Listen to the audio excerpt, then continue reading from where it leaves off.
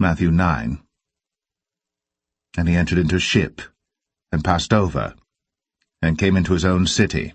And behold, they brought to him a man sick of the palsy, lying on a bed. And Jesus, seeing their faith, said unto the sick of the palsy, Son, be of good cheer, thy sins be forgiven thee. And behold, certain of the scribes said within themselves, This man blasphemeth. And Jesus, knowing their thoughts, said, Wherefore think ye evil in your hearts? For whether is easier, to say, Thy sins be forgiven thee, or to say, Arise and walk? But that ye may know that the Son of Man hath power on earth to forgive sins.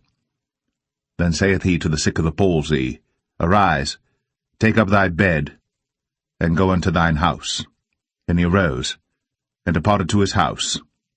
But when the multitudes saw it, they marveled, and glorified God, which had given such power unto men. And as Jesus passed forth from thence, he saw a man named Matthew, sitting at the receipt of custom. And he saith unto him, Follow me. And he arose, and followed him. And it came to pass, as Jesus sat at meat in the house, behold, many publicans and sinners came and sat down with him and his disciples. And when the Pharisees saw it, they said unto his disciples, Why eateth your master with publicans and sinners?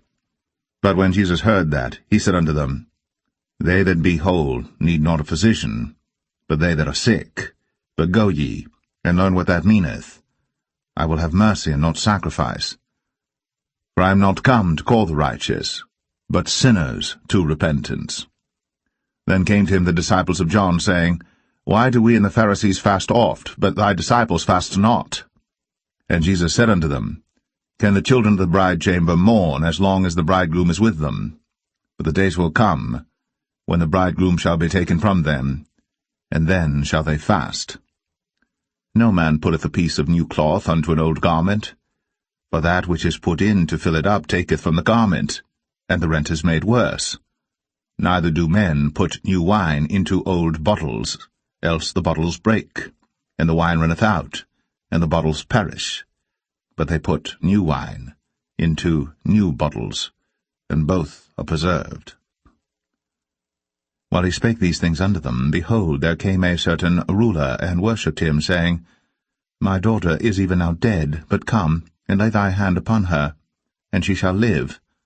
And Jesus arose, and followed him, and so did his disciples. And behold, a woman which was diseased with an issue of blood 12 years came behind him, and touched the hem of his garment. For she said within herself, If I may but touch his garment, I shall be whole. But Jesus turned him about, and when he saw her, he said, Daughter, be of good comfort. Thy faith hath made thee whole. And the woman was made whole from that hour. And when Jesus came into the ruler's house, and saw the minstrels, and the people making a noise, he said unto them, Give place, for the maid is not dead, but sleepeth. And they laughed him to scorn. But when the people were put forth, he went in, and took her by the hand. And the maid arose, and the fame hereof went abroad into all that land. And when Jesus departed thence, 2 blind men followed him, crying and saying, Thou Son of David, have mercy on us.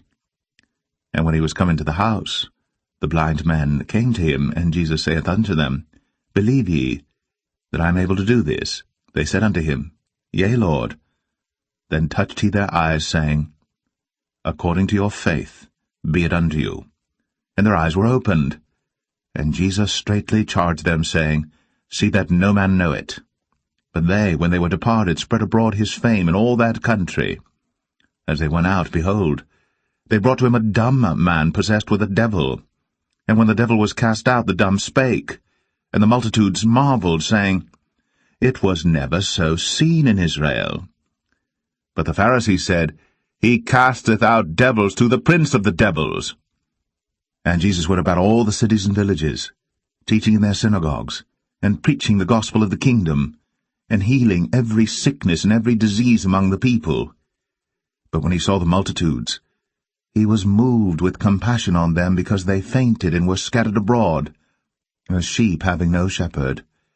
Then saith he unto his disciples, The harvest truly is plenteous, but the labourers are few. Pray ye therefore the Lord of the harvest, that he will send forth labourers into his harvest.